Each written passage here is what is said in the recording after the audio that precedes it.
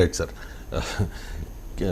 రేవంత్ చాలా ఆవేశపూరితంగా మానవ బాంబులు అవుతాం అని కామెంట్ చేశారు కదా సార్, ప్రభుత్వం కూలిపోతుంది అంటే.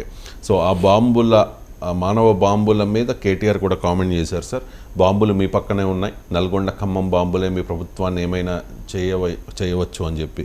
సో నల్గొండ బాంబు అంటే మేబీ కోమటిరెడ్డి వెంకటరెడ్డి, ఖమ్మం బాంబు అంటే పొంగులేటి శ్రీనివాసరెడ్డి కావచ్చు, బట్టి విక్రమార్కుడు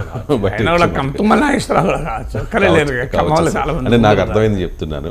సో భవిష్యత్తులో ఈ బాంబుల వల్ల ఏదైనా రేవంత్ ప్రభుత్వానికి ఇవే బాంబులు అయితే రేవంత్ రెడ్డి పక్కన చాలా కాలంగా ఉన్నాయి కదా. ఈయన పీసీసీ ప్రెసిడెంట్గా ఉన్నప్పుడు కూడా ఈ బాంబులు అక్కడే ఉన్నాయి. So Revanth Reddy PCC president అయినప్పుడు ఇప్పుడు కేటీఆర్ పరోక్షంగా చెప్తున్న నేతలంతా ఆహ్వానించారు ఎవరన్నా? సో ఆయన ముఖ్యమంత్రి అయినప్పుడు కూడా ఆహ్వానించారా?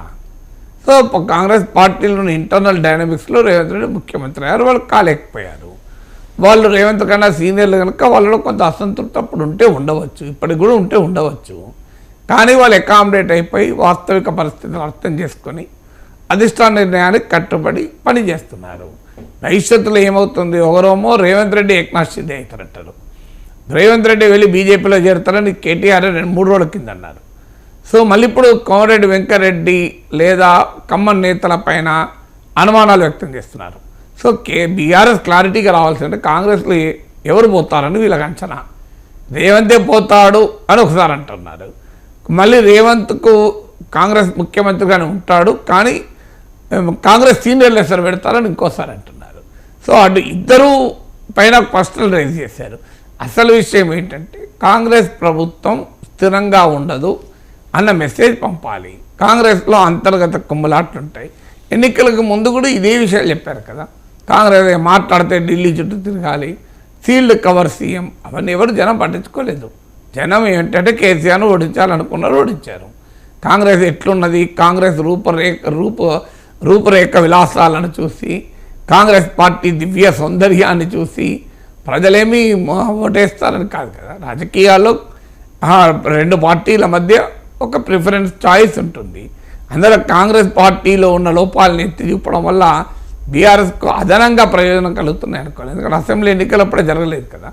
ఇవాళ కాంగ్రెస్ పైన చేసే విమర్శలన్నీ, రేవంత్ రెడ్డి పైన ఇప్పుడు చేసే విమర్శలన్నీ అసెంబ్లీ ఎన్నికలకు ముందు కూడా చేశారు కదా.